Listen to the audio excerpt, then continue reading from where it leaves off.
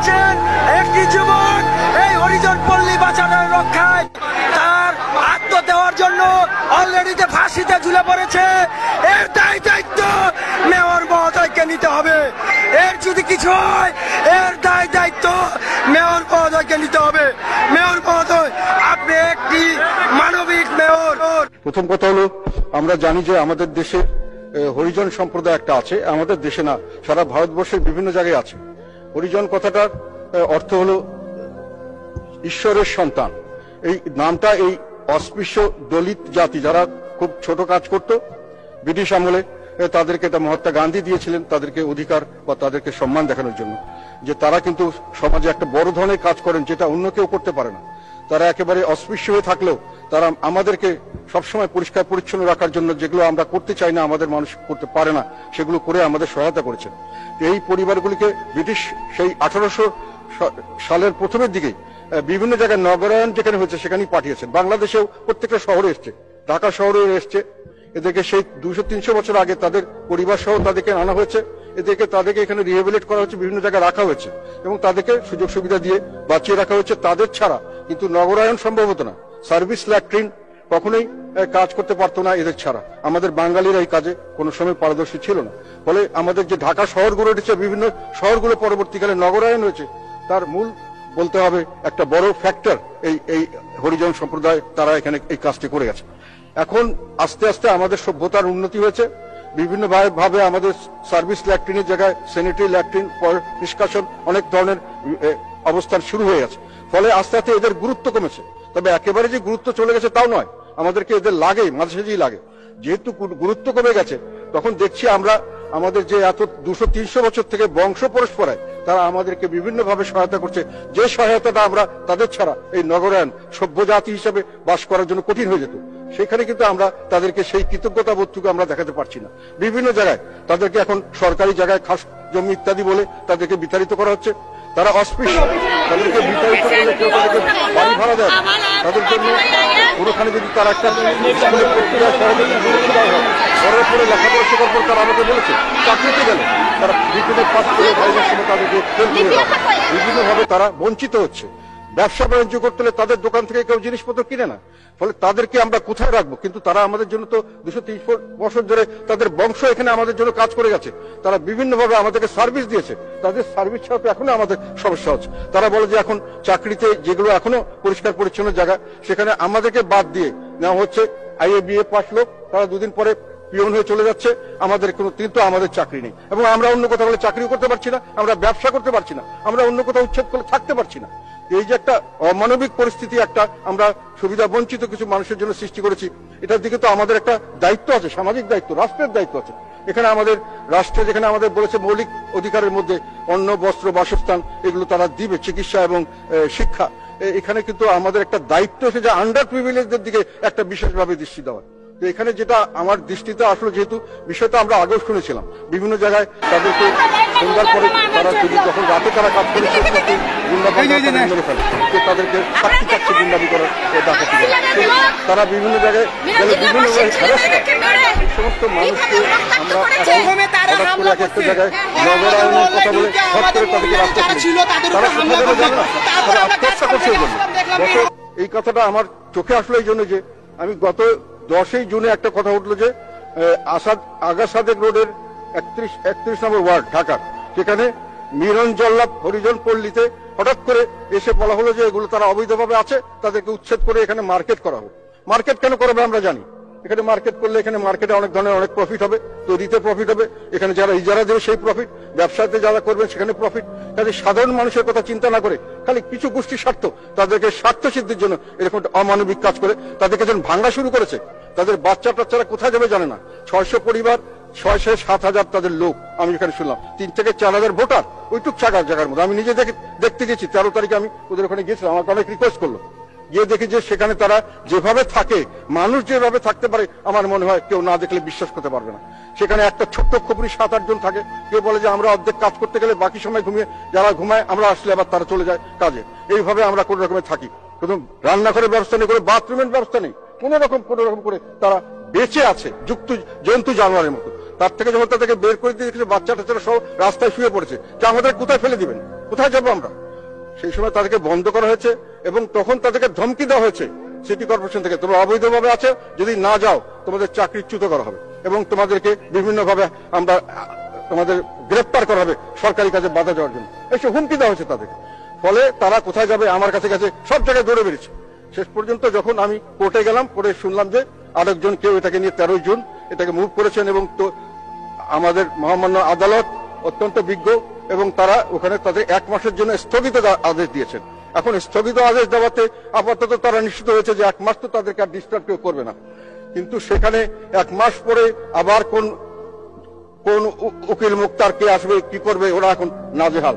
আবার যদি কোর্টে রায় দিয়ে দেয় যেটা বাতিল, তোমাদের উচ্ছেদ করা হবে যেহেতু তোমরা অবৈধ, তাহলে তারা যাবে কোথায়? তাদের টাকা পয়সা নাই, তাদের লেখাপড়া নাই, তাদেরকে সাহায্য করার জন্য কেউ নেই। সরকারের দায়িত্ব একটু সাহায্য করা আমি মনে করি, না হলে আমরা শুধু না পর্যন্ত ওনাদের সামনে যে মামলাটি আছে সেটির শুনানি হয়ে নিষ্পত্তি না হয় ততক্ষণ পর্যন্ত এখানে স্থিতাবস্থা থাকবে। এই সকল ভূমিদস্যুদেরকে অবৈধ দখলমুক্ত করে আমরা আমাদের কর্মচারীদের জন্য আবাসন এবং সকল রকম জীবনমান উন্নয়নে যে সুযোগ সুবিধা আছে সেটা নিশ্চিত করতে পারবো। জুট মারছে, মন্ডিলে মানে হামলা দিছে, তো আমি ওই পাশে ছিলাম, তো আমাকে টেনে মারছে, আমার এই মাথাটা ফেটে গেছে। তো যারা ক্ষতিগ্রস্ত তাদের উঠাবে না, বহিরাগত লোকদের উঠাবে। এলাকার লোকাল যিনি ওয়ার্ড কমিশনার আছেন তিনি তার নেতৃত্বে তার মাস্তান বাহিনী দিয়ে ওখানে ভাঙচুর করার চেষ্টা করেছেন, 10-12 জন অলরেডি আহত হয়ে গিয়েছেন। তো তার বিরুদ্ধেও আগামীকালকে আমরা আদালত অবমাননার তেমন আর্থিক যোগান ছিল না। হতদরিদ্র মানুষগুলোকে মিথ্যা কথা বলে, প্রলোভন দেখিয়ে ভারতবর্ষের বিভিন্ন জায়গা থেকে ধরে এনে চা শ্রমিকের কাজে লাগানো হয়েছে। তাদেরকে দিয়ে বিভিন্ন জায়গা পরিষ্কার করা হতো এবং এখনো হয়, যাদেরকে আমরা খুব ভদ্রভাবে পরিচ্ছন্ন কর্মী বলি এবং সর্বসাধারণের কাছে এই সম্প্রদায়ের মানুষজন এইভাবে পরিচিত যে ম্যাথর, হ্যাঁ, তারপরে আরো নানান ধরনের আমরা বিশেষণ ব্যবহার করি তাদেরকে আইডেন্টিফাই করার ক্ষেত্রে। যেহেতু অবিভক্ত ভারতে এই মানুষজনদেরকে ধরে আনা হয়েছে এবং তথাকথিত উঁচু বর্ণের হিন্দুদের কাছে এই মানুষগুলো দলিত, এরা মানে তাচ্ছিল্যের পাত্র, অনেক ক্ষেত্রে মানুষই না। মহাত্মা গান্ধী তাদেরকে নাম দিয়েছিলেন হরিজন, অর্থাৎ ঈশ্বরের সন্তান, যেন তাদের বৈষম্য করা না হয়, তাই এই নামকরণ। আমরা মুখে তাদেরকে হরিজন বললেও তাদের যে কোনো প্রকার অধিকার থাকতে পারে সেটাতে আমরা কোনোভাবেই বিশ্বাস করি না। আমি আজকে আপনাদের বেশ কিছু ছবি এবং ভিডিও দেখাতে চাই, এখান থেকে আমাদের এই যে কুৎসিত মানসিকতা সেটা উঠে আসবে। ব্রিটিশ আমাদের এখান থেকে চলে যেতে বাধ্য হয়েছে, কত বছর হয়ে গেছে। আমরা বলছি এই দেশই স্বাধীন, কিন্তু সেই স্বাধীন দেশে কতিপয় মানুষদেরকে কোণঠাসা করে রেখেছি। তাদেরকে নাগরিক তো দূরের কথা, মানুষ মনে করি না। এই হরিজন সম্প্রদায়ের মানে তাদের বসত ভিটা কিভাবে আমরা কেড়ে নিচ্ছি তা আর বলার অপেক্ষা রাখে না। দেখুন তাদের আর্তনাদের ব্যাপার এবং ধর্ষণ সহ নানান ধরনের সহিংসতার শিকার হলেও বিচার পান না এই হরিজন সম্প্রদায়ের নারীরা, এবং তাদের মধ্যে বিভিন্ন পুরুষদেরকে বাংলাদেশের বিভিন্ন জায়গায় হত্যা করা হয়। কারণ এই মানুষগুলো আপনার আমার ভোর হওয়ার আগে রাস্তা পরিষ্কার এবং আমাদের বিভিন্ন উচ্ছিষ্ট পরিষ্কার করার দায়িত্বে থাকে, এবং সন্ত্রাসীদের বিভিন্ন অপকর্ম তারা দেখে ফেললে এই ব্যক্তিদেরকেই কিন্তু হত্যা করা হয় এবং হত্যা পরবর্তী তাদেরকে এক প্রকার বেওয়ারিশ মনে করা হয়। তাদের ব্যাপারে সেরকম কোনো পদক্ষেপ নেওয়া হয় না যে সুষ্ঠু বিচার তারা পাওয়ার অধিকার রাখেন। তাদেরকে আমাদের সমাজের মানুষ বিভিন্ন ধরনের ট্যাবু বহন করে চলেছে, অর্থাৎ এই ম্যাথররা নেশা করে, এদের গায়ে গন্ধ, এরকম নানান কথাবার্তা বলি। কিন্তু এই মানুষগুলো যুগের পর যুগ আমাদেরকে পরিষ্কার করে যাচ্ছে। আমাদেরকে পরিষ্কার শুধু আমাদের সমাজের ময়লা আবর্জনাই পরিষ্কার করছেন না, তারা তাদের সেই ঝাড়ু বা বিভিন্ন তাদের পরিষ্কার এই যে তাদের যে সামগ্রী আছে সেটা দিয়ে দেখিয়ে দিচ্ছেন যে আমাদের বিবেক, এই যে আমাদের তথাকথিত সভ্য মানুষ, তাদের বিবেক কোনো কিছু দিয়েই পরিষ্কার করা যায় না। প্রিয় বন্ধুগণ, আজকে এই দলিত মানুষদের ব্যাপারে কিছু কথা আমি বলার চেষ্টা করব এবং আমি খুব দুঃখের সাথে এটাও মনে করে দিতে চাই, বাংলাদেশের মানে যারা দায়িত্বে রয়েছেন নীতি নির্ধারক রয়েছেন তাদের ভূমিকা কি? তারাই কিন্তু এই মানুষজনদেরকে কোণঠাসা করছেন। এই যে দেখতে পাচ্ছেন এক ব্যক্তিকে, ফজলে নূর তাপস, তিনি পেশায় একজন আইনজীবী, বর্তমান তিনি ঢাকা দক্ষিণের মেয়র এবং তিনি শেখ হাসিনার ভাগনা, শেখ হাসিনা তার ফুপু।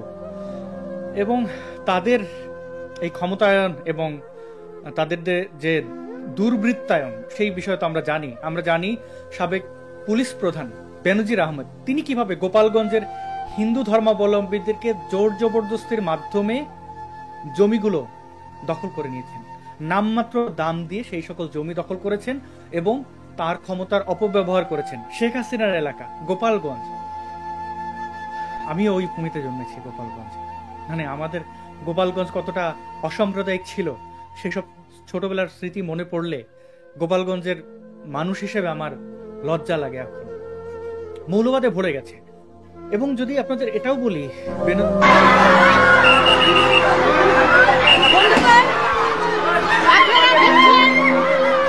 কাউন্সিলরের মাস্টার বাহিনী মিরঞ্জিল্লাহ হরিজন কলোনিতে হামলা করেছে। আমরা এর বিচার চাই। এখানে ম্যাজিস্ট্রেট এবং কাউন্সিলর এসে কথা বলবেন, কিন্তু সেখানে আমরা দেখতে পাচ্ছি এখানে তারা মেয়র এবং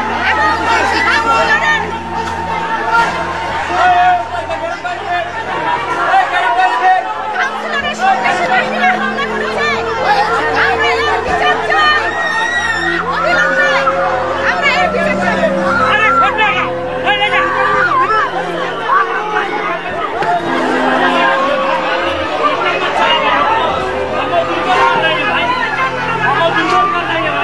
আপনারা দেখছেন কাউন্সিলরের মাস্টার বাহিনী এখানে হামলা করেছে। মিরঞ্জিল্লাহবাসী তারা তাদের এখানে জমির জন্য এই যে দেখুন রক্তাক্ত করেছে আমাদের হরিজন ভাইদেরকে। আমরা এর বিচার চাই। ম্যাজিস্ট্রেট আসছে, ম্যাজিস্ট্রেটকে বের করুন। আপনারা দেখছেন তারা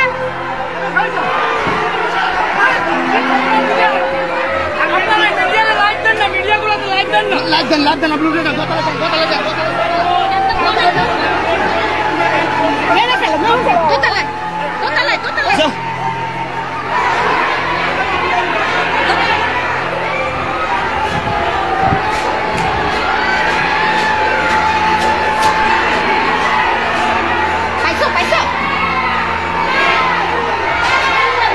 এদিক দিয়ে ইয়ে করার আছে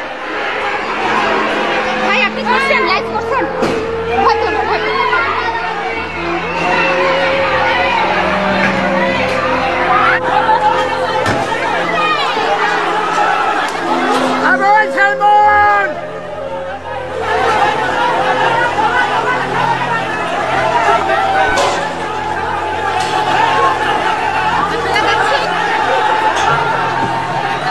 কাউন্সিলরের মাস্টার বাহিনী না পারবো না, আমরা বলে মানে লাঠি সোঠা নিয়ে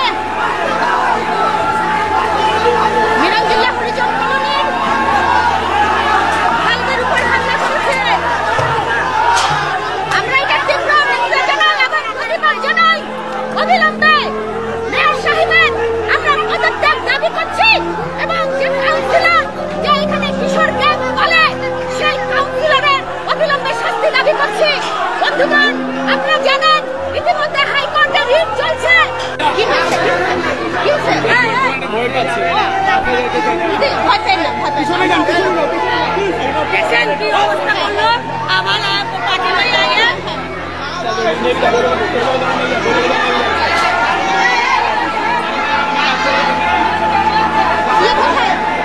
লিপিয়া থাকবে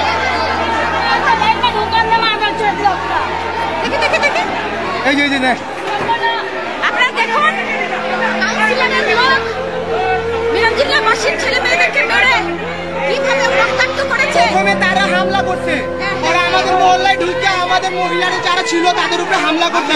তারপর আমরা কাজকাম থেকে আসলাম, দেখলাম যে এরকম অবস্থা। তারপর ওরা ইটা পিটা সব চালাইছে আমাদের উপরে। বন্ধুগণ, ওরা সব মিরঞ্জিল্লাহবাসী এখানে অনিরাপত্তা বোধ করছে।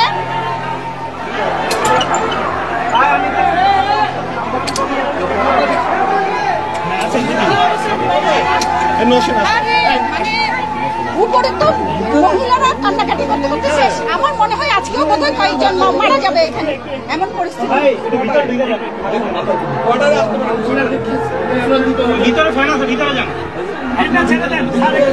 এখানে ম্যাজিস্ট্রেট সাহেব আছেন, ম্যাজিস্ট্রেট সাহেব আছেন, প্রশাসনের লোক আছেন, তারপরেও আমরা দেখছি প্রশাসনের উপস্থিতিতে কি জন্য আপা আজকের রিটের আজকের কি কোনো শুনানি ইয়ে হয়েছে? আজকে শুনানির রেজাল্টটা কি পাওয়া গেছে? এসটি অর্ডার আছে, ওনারা কোড ভায়োলেট করছে, তো প্রশাসনের কোড ভায়োলেট করছে। আপা দেখেন আপা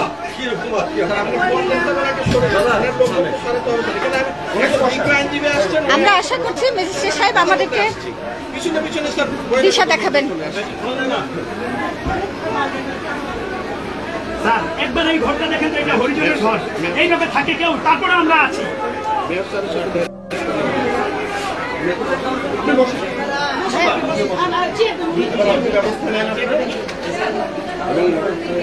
মনির ভাই আপনি বসুন, বসুন।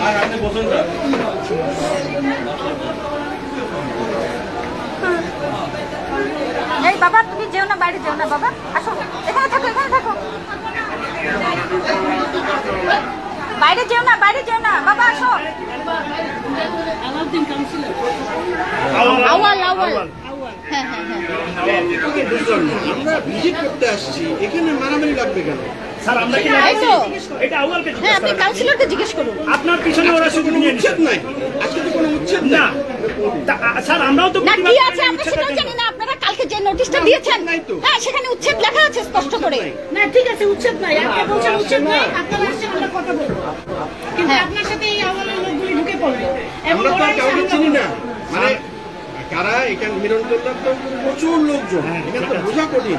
না না না, এই জন্যই তো এটা তো আপনাদের তাহলে ওভাবে ভেবে চিন্তে কাজ করা দরকার ছিল। আমরা তো জাস্ট দেখতে আসছি। ঠিক আছে, আপনার পিছনে এত লোক আসছে, আপনি এটা খেয়াল করেননি? কিন্তু আপনি সাক্ষী যে আওয়ালের লোকজন সেখানে হামলা করেছে।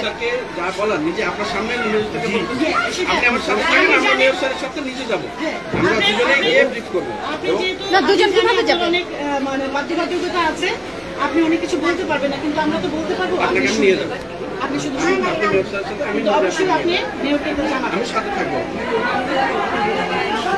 এখন স্যার থানা তো খেয়াল করে না, আপনার দিকে আমি তো সেটাই অবশ্যই আমাদের মাছির মতো চোখ রাখতে হবে। আপনি এই জায়গায় ফেল করেছেন, আপনি যদি মানে আগেই আসার আগে আপনাকে প্ল্যানটা করে আসা দরকার ছিল যে ঝুঁকিগুলো কি কি। আপনি এটা ফেল করেছেন। আপনি যদি আমাকে একটা ফোন দিতেন, আমি ওদের মতো বলতে পারবো না যে আপনি ওদের নিয়ে কিন্তু আপনি ফেল করেছেন, আপনি এই পরিবেশ রক্ষা করার জন্য। যখন ইনি বলছেন, সিনিয়র বলছেন যে আমি কথা বলবো, আপনার মানে আজকে প্রশাসনের উপস্থিতিতে নিরাপত্তা নেই, তাহলে প্রশাসন না থাকলে কি হবে? এখন কি মারামারি ফেলেছে? ওরা তো ওখানে ইয়ে হয়ে বসে আছে জটলা পাকিয়ে। আপনি শুনেন, ওই যে মিলনজিরা যারা আছে তাদেরকে ভিতরে থাকেন, আমরা মাইকটা সামনে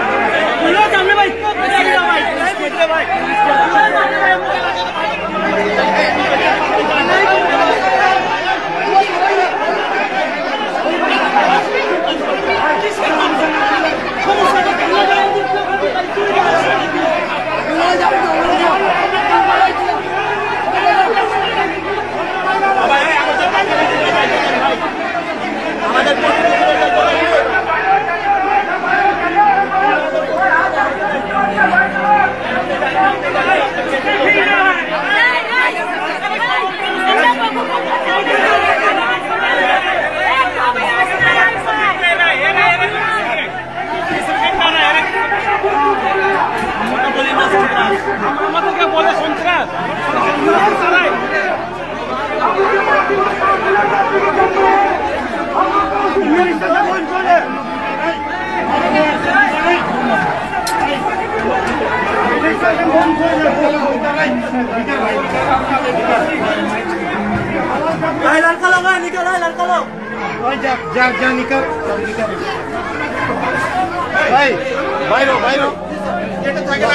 হ্যাঁ, আপনি একটু বসেন।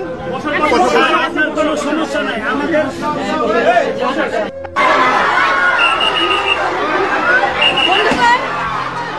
আপনারা দেখছেন কাউন্সিলরের মাস্টার বাহিনী মিরঞ্জিল্লা হরিজন কলোনিতে হামলা করেছে। আমরা এর বিচার চাই। এখানে ম্যাজিস্ট্রেট এবং কাউন্সিলর এসে কথা বলবেন, কিন্তু সেখানে আমরা দেখতে পাচ্ছি এখানে তারা মেয়র এবং কাউন্সিলরের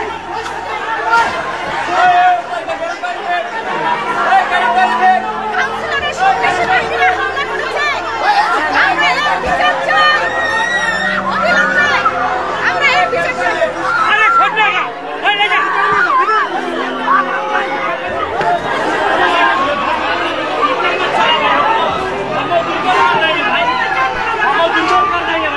আপনারা দেখছেন কাউন্সিলরের মাস্তান বাহিনী এখানে হামলা করেছে। মিরন জিল্লার বাসী তারা তাদের এখানে জমির জন্য এই যে দেখুন রক্তাক্ত করেছে আমাদের হরিজন ভাইদেরকে। আমরা এর বিচার চাই। ম্যাজিস্ট্রেট আসছে, ম্যাজিস্ট্রেটকে বের করুন। আপনারা দেখছেন তারা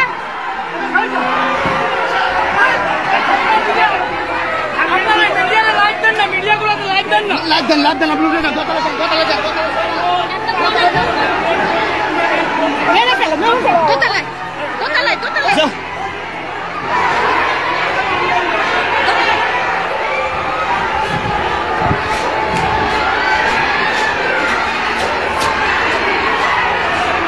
পাইছো পাইছো এদিক দিয়ে ইয়ে করার আছে। ভাই আপনি করছেন, লাইভ করছেন, ভয় করো না, ভয় করো না।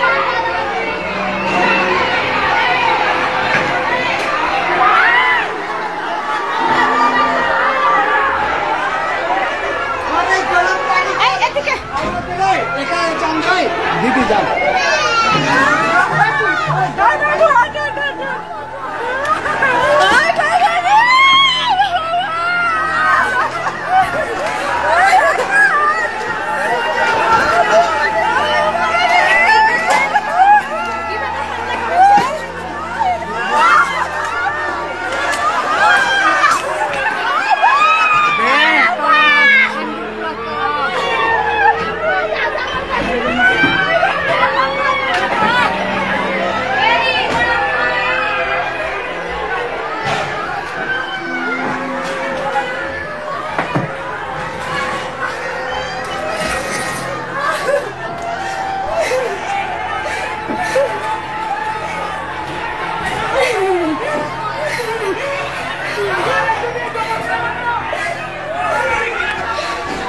বন্ধুগণ, আপনারা দেখছেন কাউন্সিলরের যে মাস্তান বাহিনী তারা মিরঞ্জিল্লার হরিজন কলোনির উপরে হামলা করেছে। আমরা এর বিচার চাই। যে ম্যাজিস্ট্রেট আপনারা দেখছেন, ভয় পেও না, ভয় পেও না।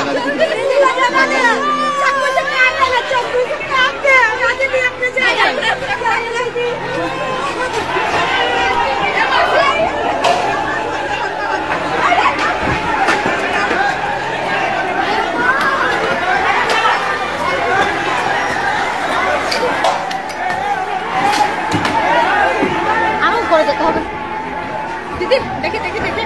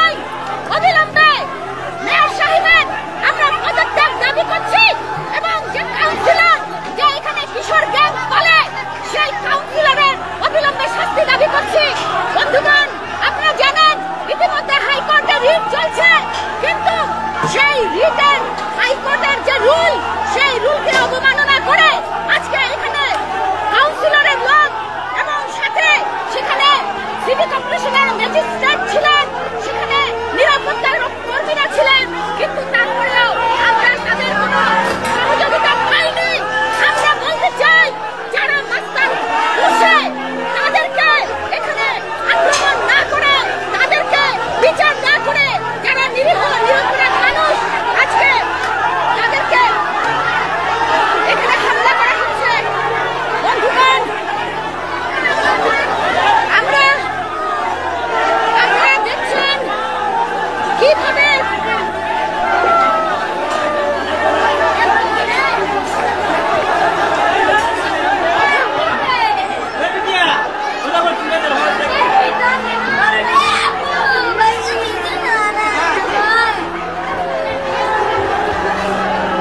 দিদি ভয় পাবেন না, তোমরা কেউ ভয় পাবেন না, ঠিক আছে? আমরা আছি না, দিদি কেউ পাবেন না।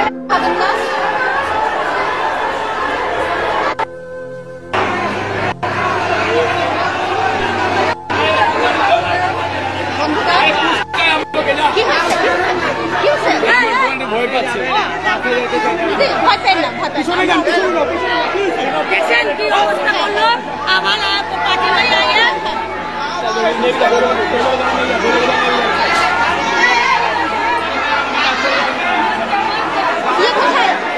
লিপিয়া থাকো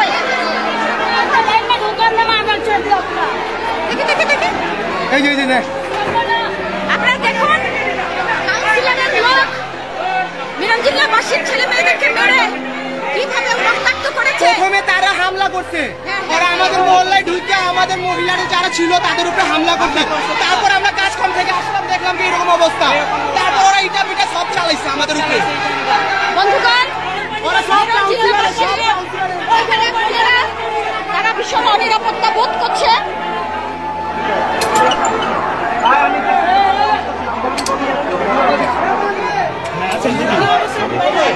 মানে উপরে তো মহিলারা কান্নাকাটি করতে করতে শেষ। আমার মনে হয় আজকেও বোধহয় কয়েকজন মারা যাবে এখানে, এমন পরিস্থিতি।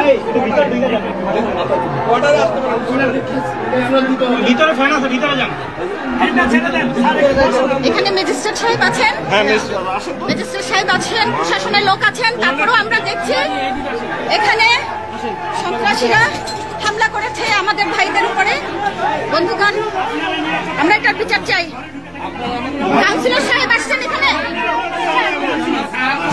এই যে আপনারা থাকতে কিভাবে এই ঘটনা ঘটে আপনারা জানেন না। এখানে একটা সেনসিটিভ বিষয় নিয়ে আলোচনা হচ্ছে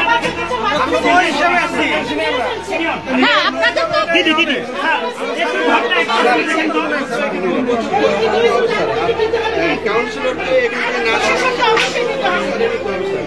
প্রশাসনের উপস্থিতিতে কি জন্য আজকের রিটের আজকের কি কোনো শুনানি হয়েছে? আজকে শুনানির রেজাল্টটা কি পাওয়া গেছে?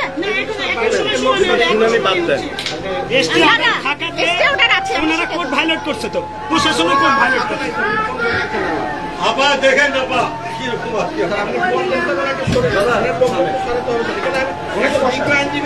আমরা আশা করছি ম্যাজিস্ট্রেট সাহেব আমাদেরকে দিশা দেখাবেন। একবার এই ঘরটা দেখেন, এটা হরিজনের ঘর, এইভাবে থাকে কেউ, তারপরে আমরা আছি।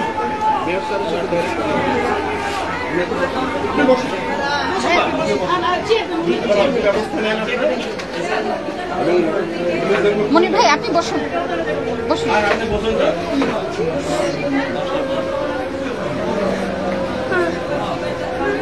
এই বাবা তুমি যেও না, বাইরে যেও না বাবা, আসো এখানে থাকো, এখানে থাকো, বাইরে যেও না, বাইরে যেও না বাবা, আসো।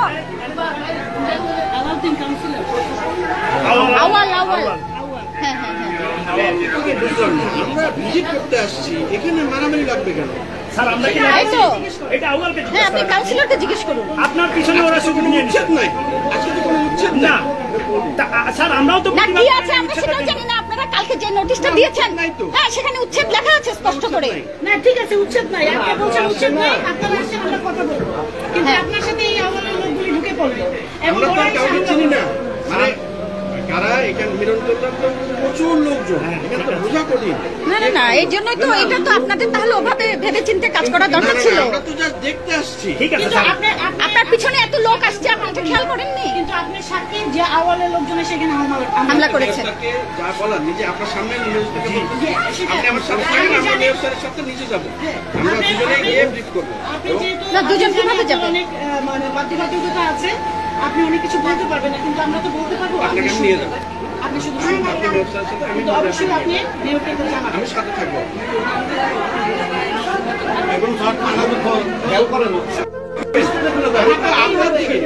সেটাই আমাদেরকে দেখেন, আমরা মাছির মতো চোখ রাখতে হবে। আপনি এই জায়গায় ফেল করেছেন, আপনি যদি মানে আগেই আসার আগে আপনাকে প্ল্যানটা করে আসার দরকার ছিল যে ঝুঁকিগুলো কি কি। আপনি ফেল করেছেন। আপনি যদি আমাকে একটা ফোন দিতেন, আমি ওদের মতো বলতে পারবো না যে আপনি ওদের নিয়ে কিন্তু আপনি ফেল করেছেন, আপনি এই পরিবেশ রক্ষা করার জন্য। যখন ইনি বলছেন, সিনিয়র বলছেন যে আমি কথা বলবো আপনার মেয়ে, মানে আজকে প্রশাসনের উপস্থিতিতে নিরাপত্তা নেই, তাহলে প্রশাসন না থাকলে কি হবে?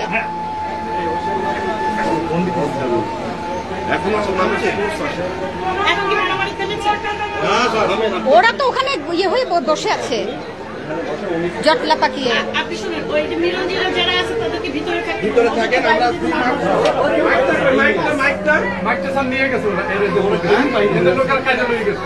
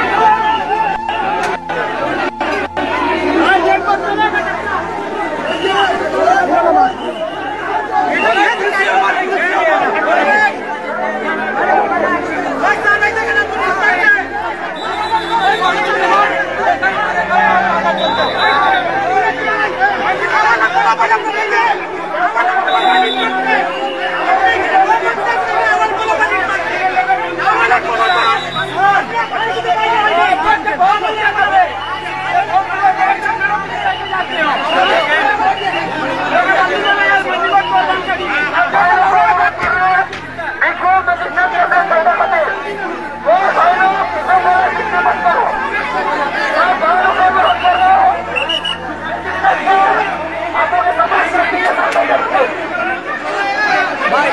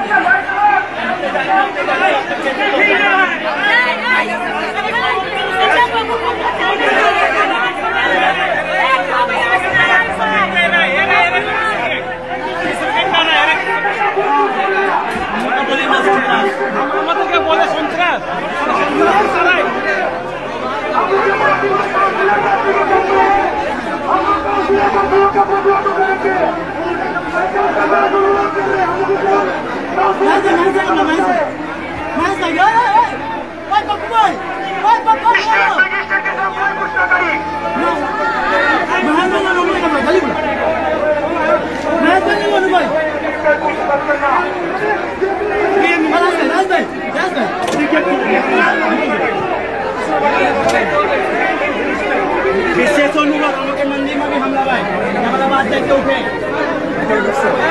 मंदी में भी हमला